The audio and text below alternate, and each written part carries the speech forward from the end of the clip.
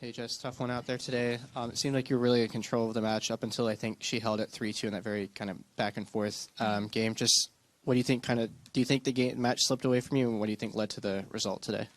Yeah, that game, where she made a couple bad errors, to me, like, I have to win that game with someone like her. Like, I can't let her make that many mistakes and kind of get away with that game. But I mean, at the same time, I felt like I played really well throughout the whole match. I saw a stat, I won more points, and that's what sucks about tennis is sometimes you can win more points and you can still lose the match. So, yeah, I mean, I was right there. I felt like I played really solid. She had some really good shots on break points, especially in the third. So, yeah, I mean, it definitely would have been nice to obviously get that break at that moment, but maybe it would have been different. You don't really know, but that was definitely like a big, pivotal moment, I think, in the match. And Jess, I thought another big moment when it was 4-3 in the third, you were ripping the ball, return to serves. Mm-hmm. She made a couple unbelievable volleys. Yeah. I think you even applauded on one. I mean, that was it, right? She hit a couple really good volleys in the third, and that could have been another break right there. So, credit to her. She hit some amazing shots at those points. You seem very down. You really wanted this one, didn't you?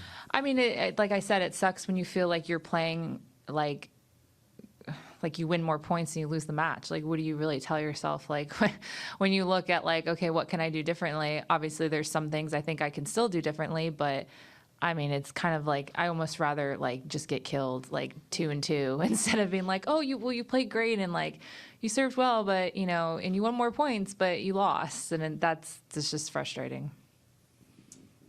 Hey, Jess, like you said, well played today. What is it about Arena and Elena that is making them so tough these days? I mean, I know they're not quite Carlos and Yannick yet, but they're pretty good last few months, and you've had particular frustration, obviously, against Elena. What have you seen in terms of the growth that they're making that's made it sort of like a big mountain for everyone else to climb? I mean, I feel like they're just so confident right now in like big pressure points, I mean, the amount of times they go for big second serves, or they go for big returns, or they hit a big 1-2 punch, like serve first ball, like rip a winner on a break point. Like, it takes a lot of confidence to do that. And I feel like those points, they're just playing really confident, at least when I've played Arena a lot, over the last couple years, and now Elena quite a lot in the last couple months. I just always feel like that's what they do really well. Elena, to me, her serve, every time I play her, I always just feel like, I mean, she had 15 aces today. Like, I was looking at her other matches and she had like 3 or 1 or, and then today she hits 15, but maybe I should give myself some credit. Maybe she knows she has to serve, bigger and go for her spots more because I'm a good returner. I don't know. But I would say for her, whenever I play her, the difference to me is like the serve and first ball. Arena as well. Their ability to be confident with their patterns and their serve and the 1-2 punch, no matter what the score is, just puts a lot of pressure on you when you're playing against them. How do you flip the switch now to the clay court season, getting ready? Are things you work on, something training differently, or how do you just get ready to go to play Europe? I'm excited for the clay. The clay the last few years has been a little rough. I had a couple injuries. I think I didn't even play 1 year, and then last year I lost a tough match at the French. I had an injury throughout like Madrid and Rome, which really bothered me. So I'm really excited. I think I can play some really good tennis on the clay. I always love playing in Madrid, especially. I play well in Charleston, obviously.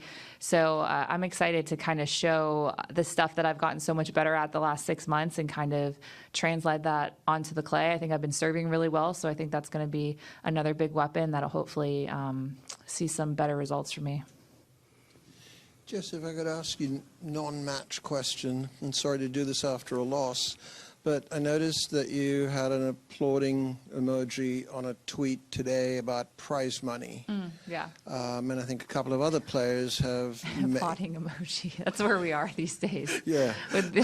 What type of emoji did you put out? And other players have also made comment, I think, about it. Bear with me. I mean, you're talking about prize money and wanting to have things increased, certainly more at the majors. But has consideration been given to how much more the majors are doing for the grassroots and the development of the sport, where a lot of this money goes, and 3 of those 4 are national associations, and Wimbledon contributes greatly to the LTA. So a lot of that money is going there, plus how many more events are played at those tournaments. So to to compare it to the percentages on the regular tours, is that fair? And I'm not pinpointing it to you specifically, but it's across the board. And then I guess the second part of it is that if the US Open and Wimbledon didn't have prize money, would you play? Oh, no prize money? I don't know. No, I think that's a fair question, but I think that's why we're kind of at the point of, well, we want to ask if this is like, can we do this? Because, I mean, first of all, you don't know unless you ask, unless you try, right? If you push for some sort of change, obviously we've seen that in the past within our sport. Sometimes you have to fight for what you think is right, but it's about the percentage of prize money more so just because we've seen how much more money they have made. I mean, US Open is making so much money. I think it's one of the highest grossing, if not the highest grossing sporting event in the world. And just to not, I mean, fair enough, last year they did increase some of the prize money more to the top, which isn't really exactly what we wanted, but at least it shows that they're somewhat aware of increasing that. And I think we just want the ecosystem of our sport to continue to be sustainable for all players. And, we see the tours give a lot back to player welfare to make that sustainable for our players. And we don't see that from them. And I think as this sport continues to grow, and as it's grown, as we've seen with the amazing events that they do put on that we all love to play, I think that it is fair for us to ask for that to go up as they've made a lot more money. And as we've seen, whether it's through inflation or whatnot, is that the needle isn't really moving as much as it may seem because, it's increased so much this year and we've increased it again this year and this year, but they're making X amount more money and more money every single year. So I think it's just balancing that out. And, we see that in a lot of other sports as well. So I think it's just, for me, again, of course, I mean, we want more prize money, but the bottom line also is just the sustainability. I mean, we've seen a lot of these stories of lower ranked players that they survive on a slam paycheck for their whole year. And I think we just want to see the ecosystem of the sport continue to grow along with how much it's been growing with fans and with TV. And I think that's a fair question to ask. And hopefully we can keep having that discussion with them in the future. Hey, Jess, well played, great match. Just curious, as you said, it was really tight and you played well.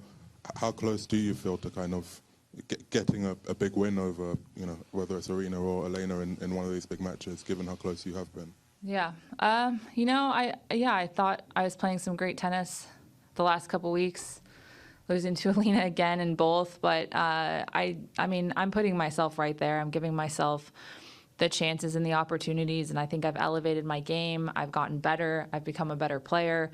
I think that I am definitely challenging them, both of them, and that's kind of all I can kind of ask of myself. And then hopefully, some of the wins will come along, but at least I can say that, I'm putting myself in a good position. And, even though I joked I'd rather lose 2-2 than maybe win a match where I won more points, I think, though, deep down, it's nice to know that I am improving and challenging them. And that's, again, at the end of the day, what keeps me passionate about the sport and keeps me excited to keep competing, to see myself get better and challenge them. And I mean, they've been the best in the world. I can't be upset that I'm losing to like the 2 best players in the world.